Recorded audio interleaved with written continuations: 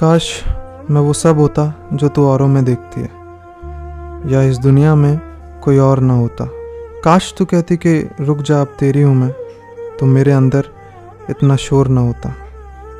आज जब मिल गई है तू तो क्या फ़ायदा, जब चाहा था अगर मिल जाती तो मज़ा कुछ और होता। हेलो जी, मेरा नाम विवेक है और फिल्मों के बारे में मेरी जानकारी उतनी है जितनी एक आम इंसान की हो सकती है। एक आम इंसान की तरह ही मैंने भी ज़्यादातर अच्छी फिल्में फ़ोन या लैपटॉप की स्क्रीन पर ही देखी हैं। अब जान के दुख होता है कि उन अच्छी फिल्मों के कलेक्शन में थोड़ा सा इजाफा लाया जा सकता था अगर मेरे जैसे कई लोग उन फिल्म्स को थिएटर में जाके देखते। नंदलेस बीते दिनों में बॉलीवुड की हालत कुछ ख़ास अच्छी नहीं रही है। बड़े बड़े दिग्गज जिनके नाम पे जनता को फिल्में बेची जाती थी, बॉक्स ऑफिस पर मुंह के बल गिरते नज़र आए, and we as sadist enjoyed that very much. खैर उसके बाद my favourite superstar Shahrukh Khan, and be careful when I say my favorite superstar, because if you ask me my favorite actor then I would say Irfan Khan. लेकिन SRK के लिए मेरा प्यार कुछ और है, उसको बताने के लिए एक सेपरेट वीडियो लगेगी। तो कहाँ थे हम? हाँ, SRK ने 2 कमर्शियली सक्सेसफुल मूवीज़ देके बॉलीवुड को रिवाइव किया, लेकिन उसका भी कुछ खास फ़ायदा हुआ नहीं बॉलीवुड को। तो आज हम आ खड़े हैं ऐसे मोड़ पर जहां हमें अपनी पुरानी अच्छी फिल्मों को रिलीज़ करना पड़ रहा है, और एक नई बुरी फिल्म देखने से अच्छा है मैं कोई पुरानी अच्छी फिल्म देख लूं, एटलीस्ट मेरा वक्त तो बर्बाद ना हो। और आज मैं आपको बताऊंगा उस रांझना के बारे में जो मैंने देखी थी।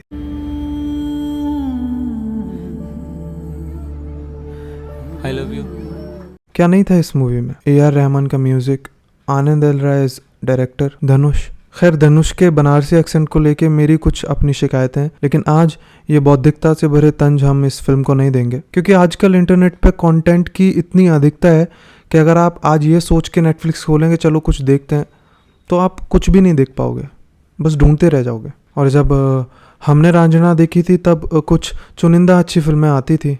ऑफकोर्स हमने वो रिलीज़ के 5 साल बाद देखी थी, क्योंकि जब 2013 में ये फिल्म रिलीज़ हुई थी हम कुछ 12-13 साल के रहे होंगे। हमने सोचा एक ऐसी फिल्म जिसका हीरो सांवला है, एक सादी सी शर्ट पहनता है, बनारसी में बात करता है, लड़की के लिए हाथ काटता है, वो भी ऐसी लड़की जो कुछ खास सुंदर भी नहीं है, साला एक भी यो हनी सिंह का गाना नहीं है, ये कैसी फिल्म हुई। लेकिन उस दिन से ठीक 5 साल बाद इस फिल्म के बारे में हमारी सोच पूरी तरह से बदलने वाली थी।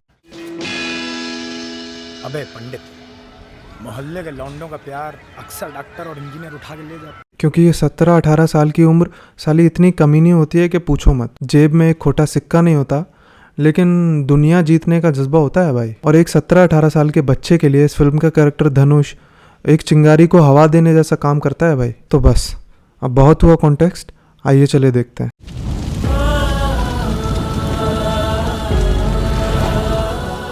सो the very first scene of the film जो मुझे बहुत हिट किया था, जोया कुंदन को थप्पड़ मारने को कहती है, तो वो बड़े ही कैजुअली कहता है कि उतना तो हम सोच के आए हैं, मार लीजिए, और अपना गाल आगे कर देता है।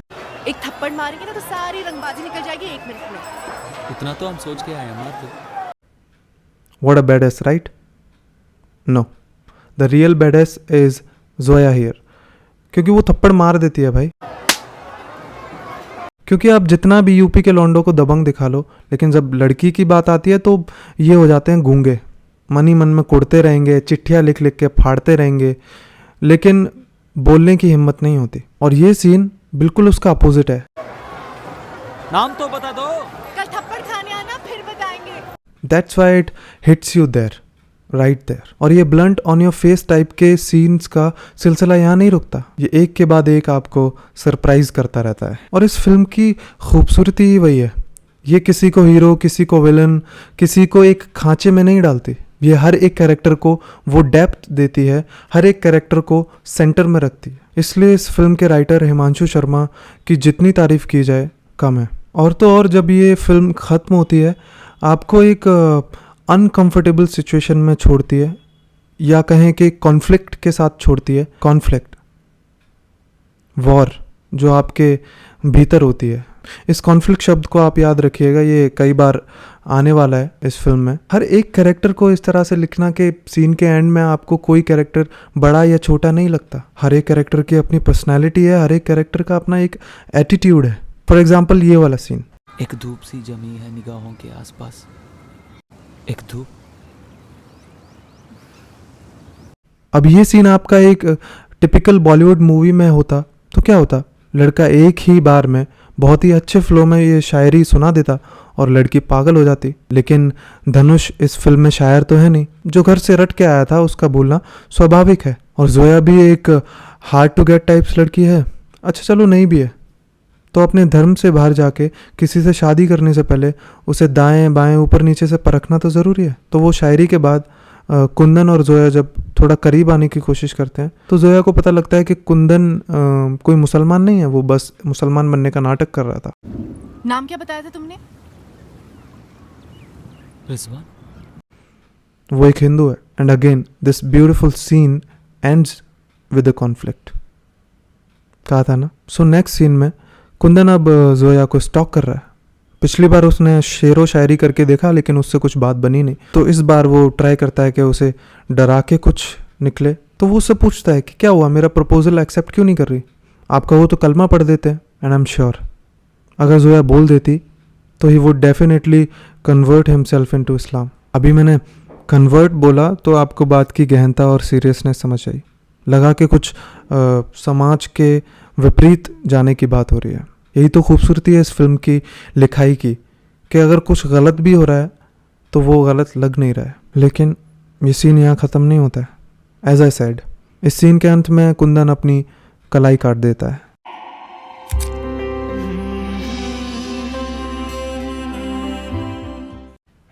And once again this scene ends with a conflict.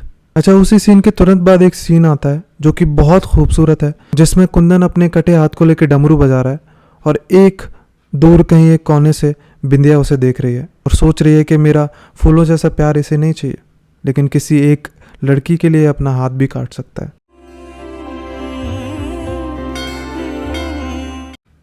So it depicts that life is unfair for real. अच्छा, उसके बाद जोया अलीगढ़ चली जाती है कॉलेज के लिए और जब वो लौट के आती है तो फिर से कुंदन की चेजिंग स्टार्ट हो जाती है। एंड यहाँ पे हमें मिलता है ये लेजेंडरी डायलॉग। अबे पंडित, मोहल्ले के लौंडों का प्यार अक्सर डॉक्टर और इंजीनियर उठा के ले जाते हैं। कुंदन का जवाब होता है कि मुरारी, ये बनारस है। साला आशिक यहाँ भी हार गया तो जीतेगा कहाँ। उसके बाद ये स्कूटर वाला सीन आता है जिसमें हमें एक अलग ही रूप देखने को मिलता है कुंदन का। इससे पहले वो जोया से एक्सपेक्ट कर रहा था कि वो उससे प्यार करे, उसका प्रपोजल एक्सेप्ट कर ले, उससे शादी कर ले। लेकिन उसके बाद in this scene he is settling for lesser things. वो बस चाहता है कि वो उसके पीछे स्कूटर पे बैठ जाए और उसके साथ घूमे, शॉपिंग करे। How beautiful, not really. क्योंकि इस सीन में जोया कन्फेस करती है कि कॉलेज में उसे एक लड़का पसंद है जिससे वो फ्यूचर में जाके शादी भी करना चाहेगी। Here we go again. जो हमारे कुंदन भाई साहब हैं वो सीधे जाके स्कूटर उड़ेल देते हैं गंगा जी की गोद में। And again this scene ends with a conflict. अगर उससे शादी नहीं हुई ना तो मैं जान दे दूंगी।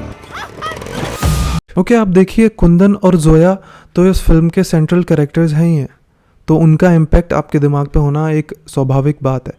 लेकिन कुछ ऐसे कैरेक्टर्स जो साइड में रह के भी आपके दिमाग पे बहुत बुरी तरह से घर करते हैं, एक अलग पर्सपेक्टिव दिखाते हैं समाज का, या एक अलग पर्सपेक्टिव दिखाते हैं आपको एक लव स्टोरी का।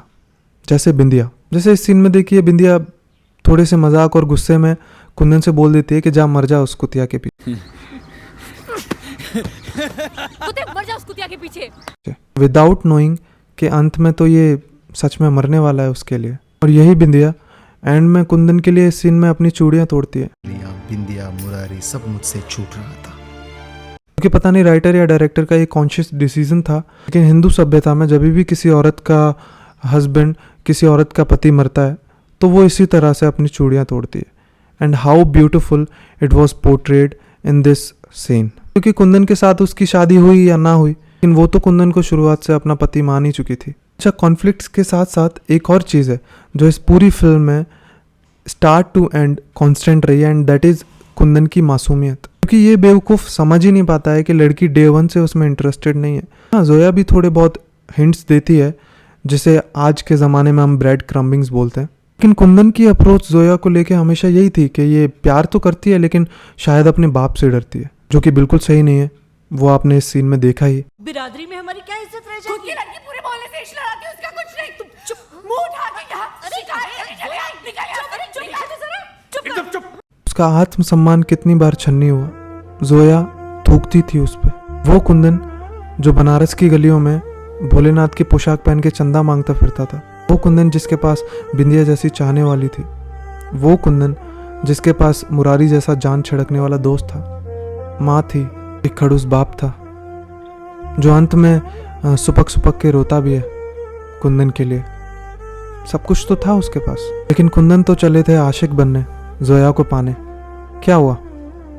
हमारा बनारस का कुंदन दिल्ली जाके नेता बन गया और उसी जोया के हाथों एक दंगे में मारा गया। बिंदिया, मुरारी, माँ, बापू सबको छोड़ के चला गया। तो सवाल ये उठता है कि अगर इतनी ही ख़राब चीज़ है ये इश्क, तो लोग क्यों करते हैं? और इश्क को भी क्यों बुरा बोलें? क्योंकि हमने तो लैला, मजनू, हीर रांझा इनको एक साथ अपने प्यार के लिए मरते देखा है। हमने तो ऐसी कोई कहानी नहीं सुनी जिसमें मजनू खुद लैला के हाथ मारा गया हो। इस प्रेम कहानी में सिर्फ कुंदन ही क्यों मारा गया? क्या कसूर था उसका? आप समझे ही नहीं। दरअसल ये कहानी एक प्रेम कहानी थी ही नहीं। ये कहानी तो कुंदन की जिद की थी, तुम तक। मेरी सब होशियारी बस तुम तक। फिल्म में कोई भी ऐसा सीन नहीं है जिसमें कुंदन ये बात कर रहा हो या सोच रहा हो कि अगर जोया से उसकी शादी हो जाए तो उसके बाद क्या होगा।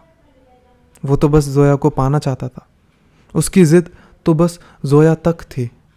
जोया के बाद, जोया से पहले कुछ नहीं था उसकी ज़िंदगी में। तो कुंदन की कहानी तो बस तुम तक, तुम तक।